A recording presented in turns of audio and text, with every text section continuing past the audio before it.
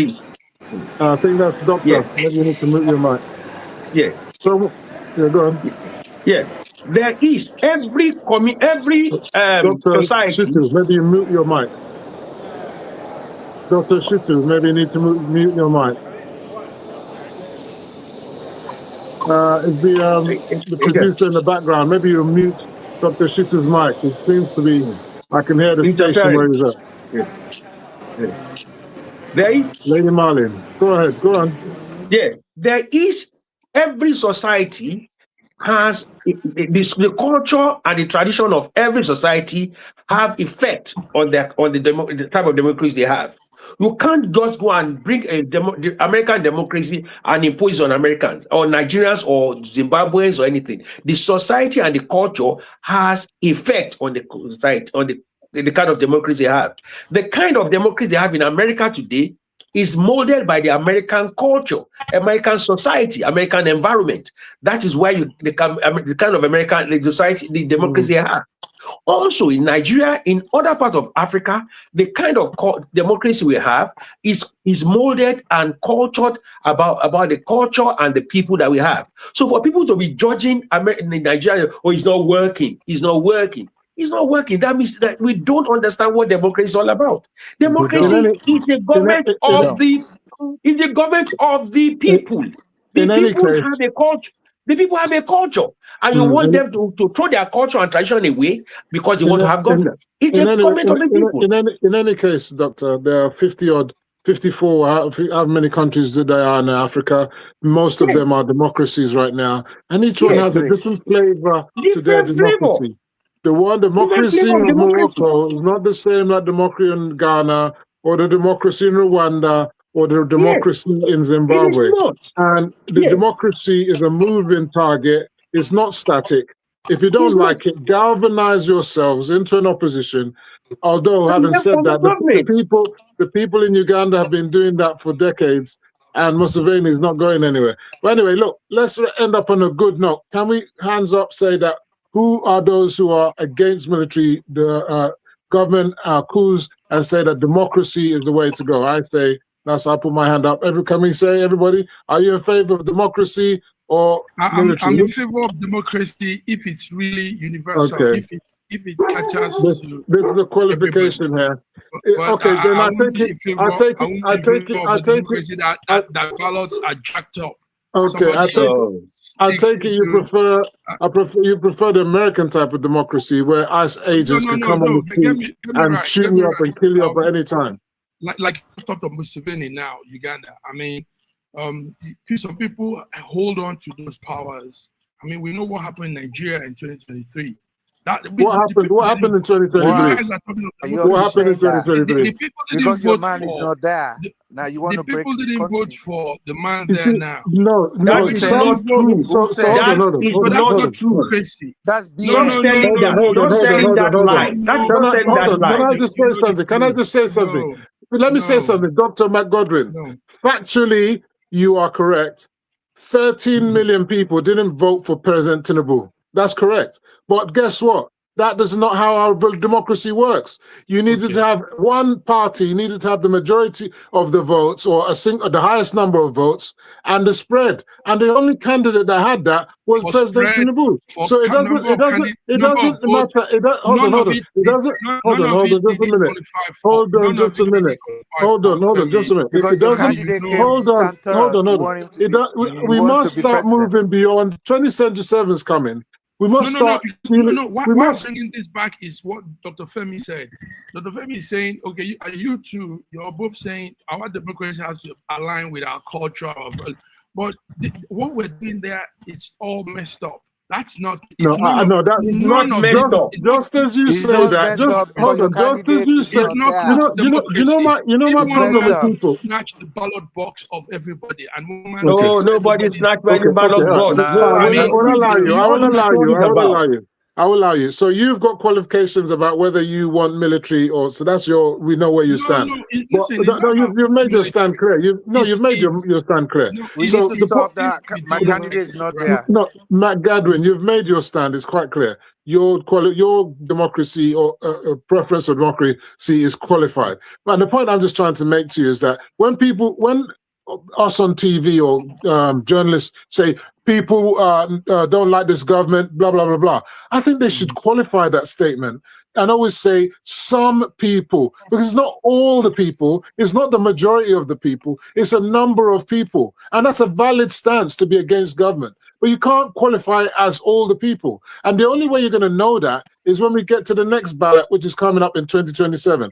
And I think the majority of us on this platform prefer the ballot, and we look forward to the ballot in 2027. So on that note, let's move on to current affairs. Good. I want to remind you, you're watching Better Niger Sorosoke. This is Better Niger Talk with my guest, Dr. Olufemi Obakanwi.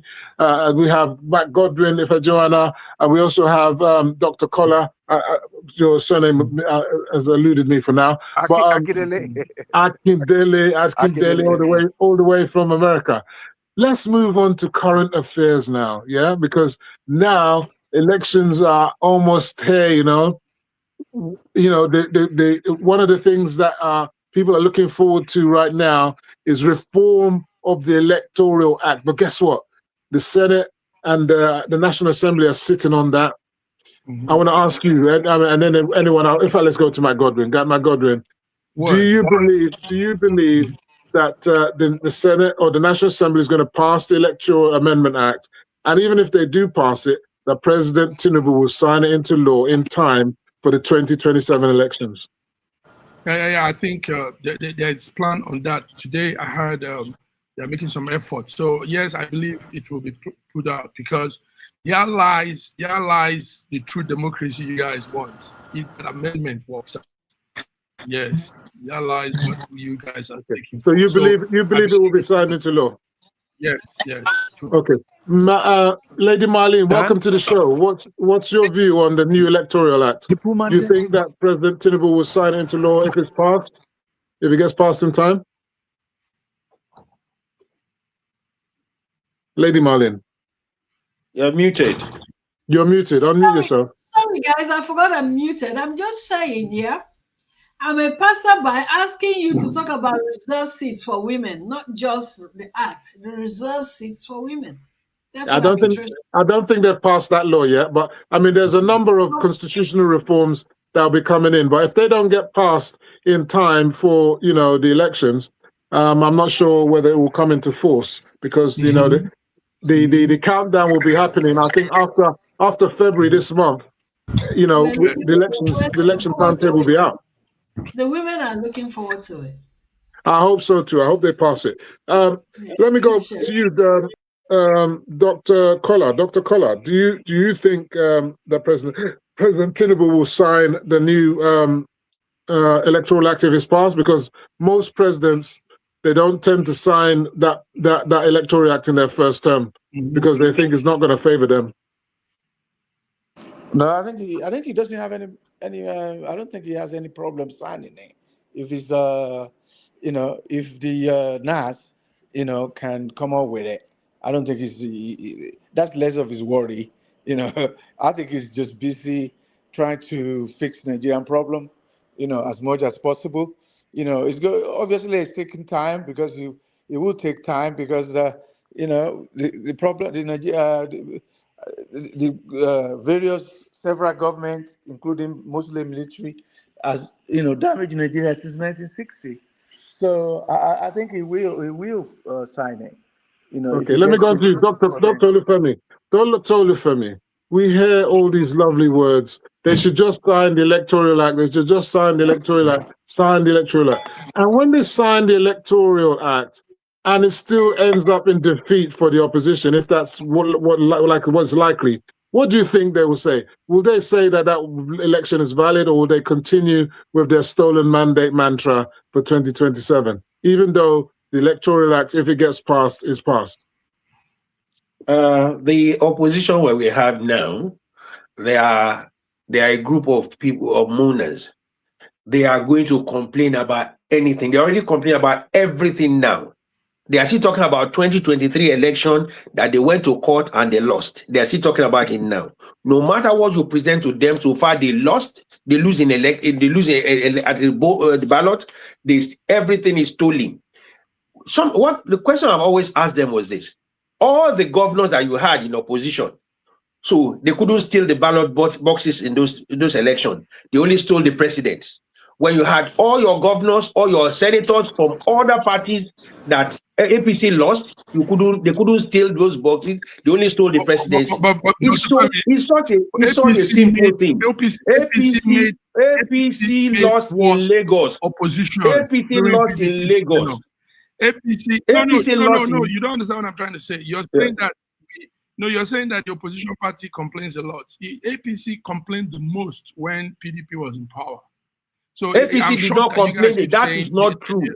That is not true. Most of that no. Complaint is different from being an opposition. Don't mix the two together. Made more protests and more criticism than they are making against him now. Tell me 4 protests that he made. Tell me four. Tell me 4 protests. I'll take us off from what we're saying. Let's move on. I want to bring in another topic. And this is open to whoever wants to take this one. Governor Soludo says the sit at home in Anambra State must stop. He's told Onitsha market owners that, look, you know what? They needed to open up on a Monday, and that because they didn't open on that Monday, because IPOB instructed them to sit at home, he's now said they're going to sit at home for a whole week, okay? And that when the penny pinches, when the copper pinches their pocket, they will know how to come out. Meanwhile, some people were celebrating that, we're not coming out, they're singing pro Nnamdi Kanu, pro IPOB songs.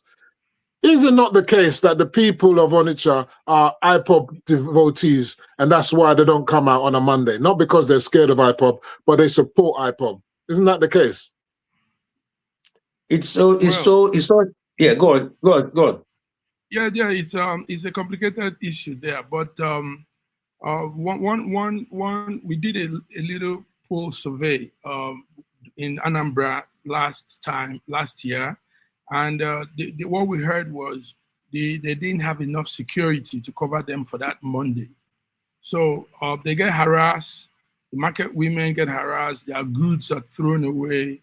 So why come to sell when somebody will harass you or won't kill you? So, but the governor said he posts security men to guide them on that day. Well, somehow, maybe it's not enough. Maybe the security is not enough. So it's nothing to do with IPOB complaining, people being IPOB supporters. It is more of the governor wants to also take charge. He wants to have control over that market, that location, because it's part of his domain. So another governance cannot be running where he is the governor of the state. So he wants to take charge. So giving this 1 week holiday for them all, they might have to rethink and look into what they really want, because most part of the East now is quitting that sit-at-home thing. Enugu has gradually begun to fade off. Imo doesn't even do it now again. And so Anambra is the next point of call. And take note that market is the largest market in West Africa. So real control over that market matters. Who holds control over the market is the fight now. So that's my own. Let me pass it on to the other. Clearly, IPOB is in control of that market, because that's exactly what's happening now. Don't conclude. They are the people are. Hold on, let me finish what I'm saying. The people did not protest. The market owners didn't protest when IPOB said they're not to come out on a Monday. Yes. But when the governor said they mustn't come out, they started protesting. Clearly, IPOB is in control of that market. What say you, Dr. Olufemi Abakanru? What you just said now shows that the bunch of the leaders of that market and the people there are either cowards or IPOB supporters. Now, how can somebody that is not in government, that's not in power, that you don't want, could chase you out of your park, and the owners, the leaders of that market cannot stand up to them. Inside the market cannot stand up to them. But when the government of a day shut down the market, they got their voice. Now the thing is this: I served in Anambra State as a youth corper in Onitsha market. What the leaders say in Onitsha market stands in that market. For them to be running away from people that are harassing them, they are part of that gang. They are involved. The leaders of that market are involved in IPOB. For anyone to come into the market and harass anybody in the market, the leaders are culprit. So that's why the governor decided to put his foot down. If they don't like it, they will have that market shut for months. And by the time you start pinching them, they will. What is wrong with our people? What is wrong with our people? People that are oppressing you are shutting you down on a Monday for months. And the governor is saying, this thing will stop. And you are protesting it. Then you are either IPOB or you are coward. Can I just add now, over the Christmas period, there was no shutdown Mondays because that was the time when they needed to make maximum money. So they allowed them to make that maximum money and everybody was enjoying. So if they could make maximum money and they didn't sit at home on that time, why is it that after now they've gone back to sit at home? Clearly there's something not right in that situation. And let's move the conversation on. Atiku, former Vice President Atiku, said that the current government is worse than any military government. And I mean, come on, we've just been talking about the military and the civilians. Mr. McGodwin, you are of the party of Atiku right now. Does this make any sense? I mean, we think of Abacha and the senseless killings that he pursued. You know, what's her name? Kudirat Abuela. So many people, I can't even remember their names now. Maybe you, Doctor, you will know them. Rwani, Dr. Rwani, Mrs. Teju Osho was killed. So this woman in Ibadan was killed. So many. For goodness sake. The Giwa killing. Giwa was killed. I mean, can we say Abraham Adesanya was shot at? Hold on, is Atiku really serious a candidate for your party come 2027? Because I keep calling your party the Atiku Democratic Coalition, because it looks like he is going to get that ticket. And if he does get that ticket, will you still be supporting an 81-year-old man to be your candidate in 2027? Will you have confidence to do that? Well, take note that there are two sides to every party. There is the support group, and there are the working executive, working officials. I am a working official for ADC. So first of all, we're non-partisan. We don't say I'm for this or I'm for that, because it's against that. That means you'll be. I said if he wins the ticket. If he wins the ticket. So, if he wins the ticket. Whoever wins the ticket, it's what we've pledged allegiance to. Okay. You will support whoever wins on the ticket, yeah? Yes. So but the thing is this. Let me say this. Winning the ticket is not just about somebody's personality or what he says. It is how the arrangement will be done. The plan probably might be delegates, and the delegates will choose who best they want. But we're also contemplating on going on a public primary. That's open to open primaries. Okay, but let's look at it this way. It's all going to be about if it's about delegates or even open, it's about party membership. Okay, and definitely there are going to be more northern delegates than southern delegates, and it's about who controls those delegates. Yeah, and at the end of the day, you need structure, you need momentum, you need power, you need money, you need influence. And are you telling me that really, with all sincerity, that any other candidate can usurp Atiku in that role? I don't believe there's many primaries. There are many primaries that he has failed to win. I won't want to disclose party strategy. Yes, to the public. So I don't know. I reserve this. When the time comes, we'll see what happens. Dr. Ishaku, are you with us now? Yes, On your mic. with you. I'm with you. What do you want me Good, to good. say? The president was in Turkey recently, and he signed $5 billion worth of agreements on cooperation between Nigeria and Turkey. But all we heard on the news was that he slipped. He's not the first to slip. Donald Trump slipped. Presidents of UK have slipped. Even Peter Obi, there's images of him slipping too. But they don't, people, this thing of always looking to ridicule the president rather than talking about substance. Isn't it the substance of the $5 billion that we should be thinking about? Thank you very much for that question. That's laudable. I think the substance is the key, the investment opportunity to Nigeria in all sectors, particularly in the military, art and culture, and trade and investment. But the president flipped through when he was passing by, and he's wearing a big jacket. I think I wear jacket as well, as you can see. If someone is not careful and the jacket is too long, you might have to have a little fall. I think the president walking, maybe the jacket is too big for him, or maybe possibly it wasn't straighting on his steps. That should be like a mistake to me. But however, President Tinubu, before he assumed office, he had a knee operation. So one might say maybe because maybe the leg is not too good condition, maybe the doctors have to make sure they look after him. But I don't think that should be an issue, to be honest. I'm a human being.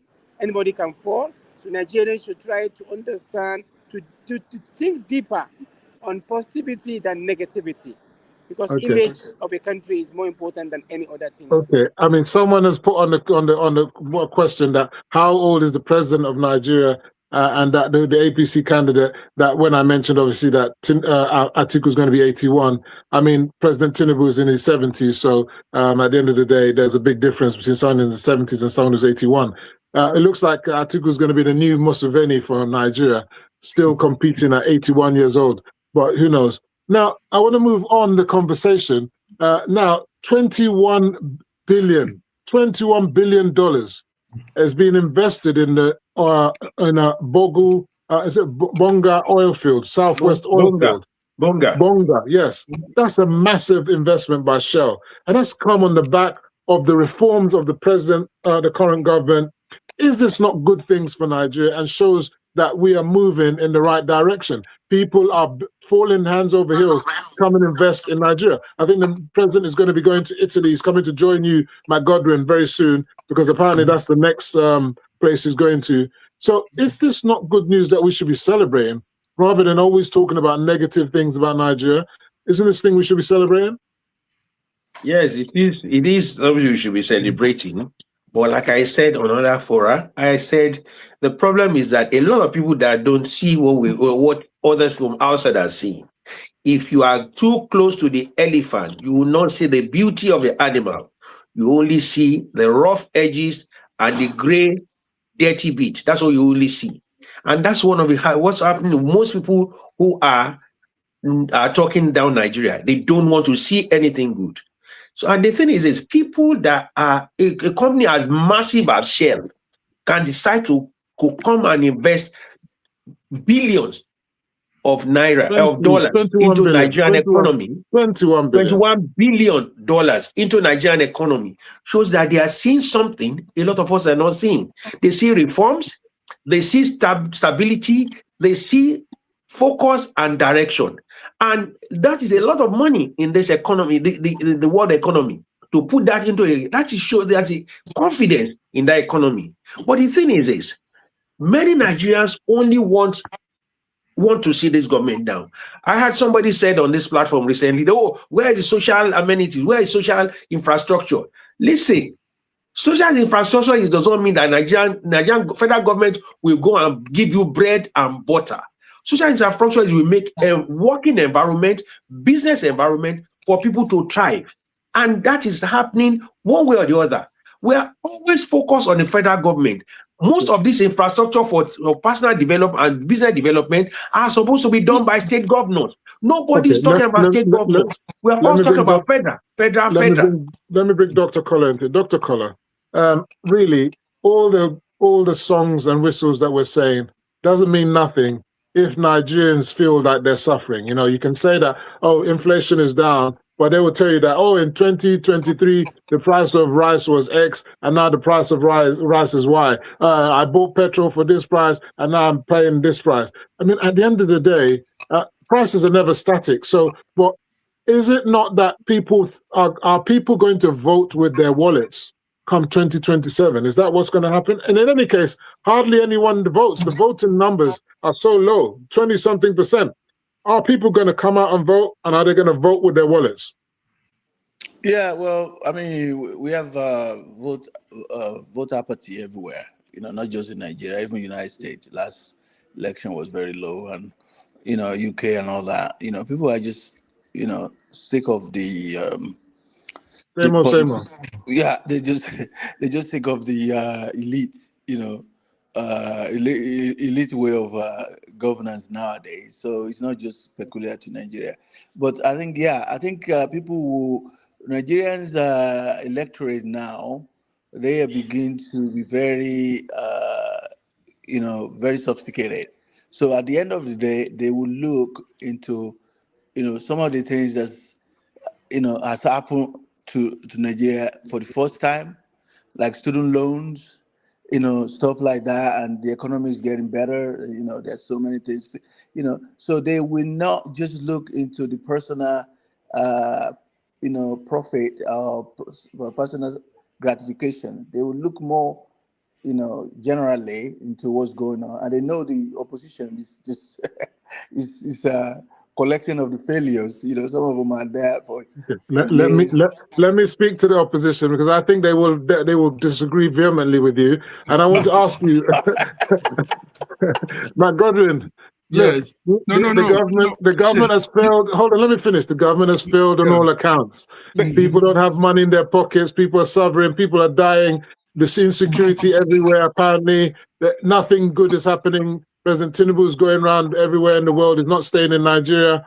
This is a government of misery, not a government of renewed hope. There's no hope. So is that the mantra that's going to happen? And then therefore, does that mean, because I know you guys are working on your manifesto now, and Patu Tomi and Oyegun that did the APC constitution is now going to do your own constitution.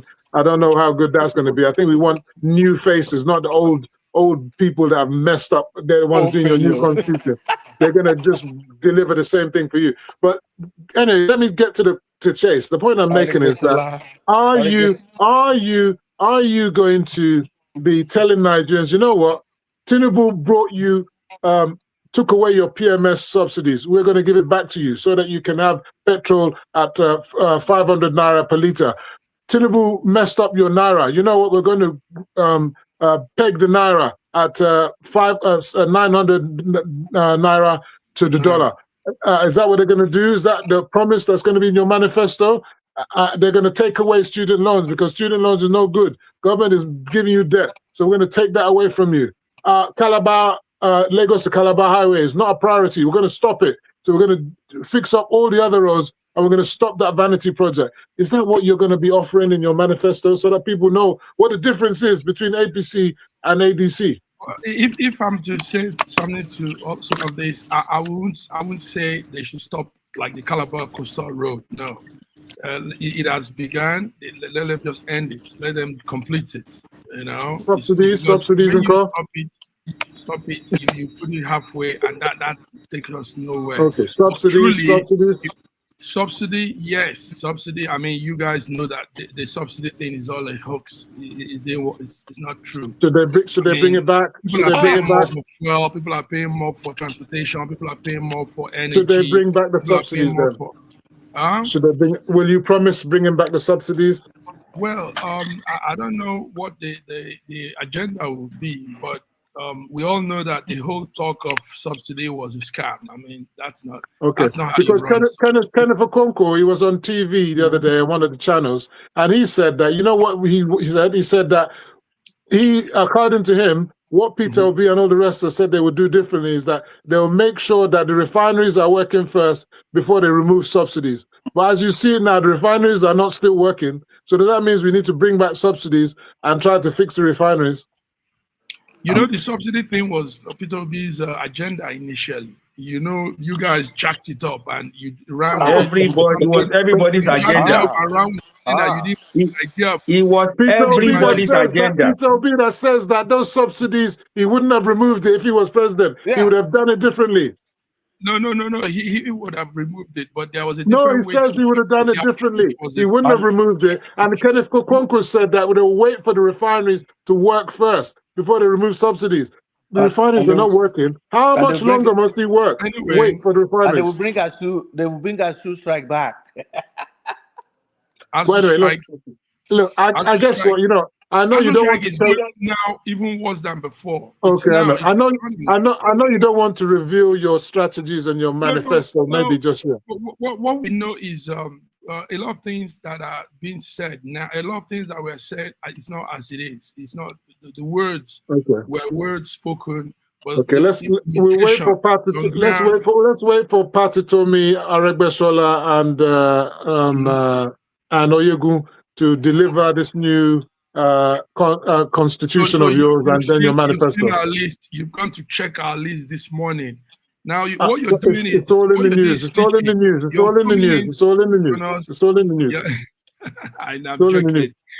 I'm happy for you. I'm happy for you, and I hope that you can restore yourselves. You can reunite yourselves, because some people are saying that, you know, it's one candidate or nothing. So I don't know how that's going to work. And some people are saying that, you know what, they are born to rule. So you guys got enough work to deal with that one. I don't know how you're going to fix it. But let me go on a final note. Let's go to FCT. FCT workers. Okay, I want to. Are they politicizing unionism in Nigeria? Because is this all about what's happening in Rivers State, and they want to attack FCT minister, and you know all this is going on? I mean, what really is going on? The union, the courts have told them that they are to go back to work. Do we not have a situation where there's no work, no pay? Why should unions start doing the bidding of politicians? Who has anything to say about that? It is pure politics. It is pure politics. The unions in there, even when the spokesman for the governor, the minister for federal came up in there, says in there, they should bring in the arrears that have not been paid. They have been fully paid. They were talking about some minor amendments to their pensions. They're talking about their pensions and gratuities. They're also talking about their housing allowance funds. So. Yeah. Go on. But for them to hold the FCT government to ransom shows there are more politics to it. And the second part of it is this. He also said in there clearly, he said when they wrote this in, they formed a panel to look into it. They refused to speak to the to attend to the panel. They switched off their phones. Also, the fact that when this thing came up, this idea came up, they went into the FCT headquarters and tried to shut the gates. Meanwhile, there are other institutions within that premises who are not involved in it shows there are more politics involved in this than it. And when they now say that this is not Rivers, so what has that got to do? This is not Rivers got to do with the agitation? So you can see that there are more politics in it than meets the eye. Listen, so let me go to Matt Godwin. Matt Godwin, FCT elections coming up. Peter Obi was on the road, campaigning. He campaigned in Anambra and he didn't win his ward. So what's going to happen in FCT is ADC going to win anything? Is ADC going to finally win something? Because in all the elections that we've been having, ADC have got more or less Odo. Are you going to do something different this time around? Let's see.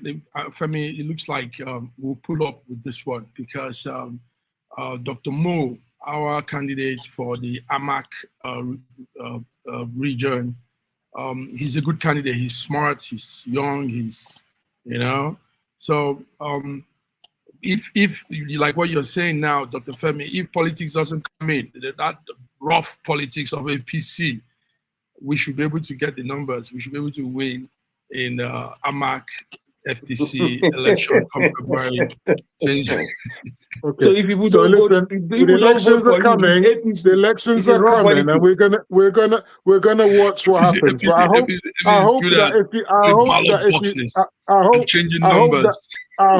hope that if you lose the election, you're not going to say it's another stolen mandate. Yeah. Well, okay. Anyway, ladies and gentlemen, I want to thank you for joining me on Better Niger and Sorosoke. If you see something, say something. If you can't take it no more, please do something about it. Niger go better. We all want a better Niger. I want to shout out to our sponsors. That are there. I can't remember. The sponsors. We got Niger Beauty Products, Share My Haven Hair and Beauty Spa for Massage Therapy and Skincare, and Massage CV Fashions. And don't forget Prime View Television. So for sponsorship and advert placements, contact Prime View Television. I'm your host, Mr. Femi Oke, the founder of Better Niger. We'll see you same time, hopefully next week, when we'll debate yet another hot topic. Over and out. Thank you very much, guys. Prime View TV. New media.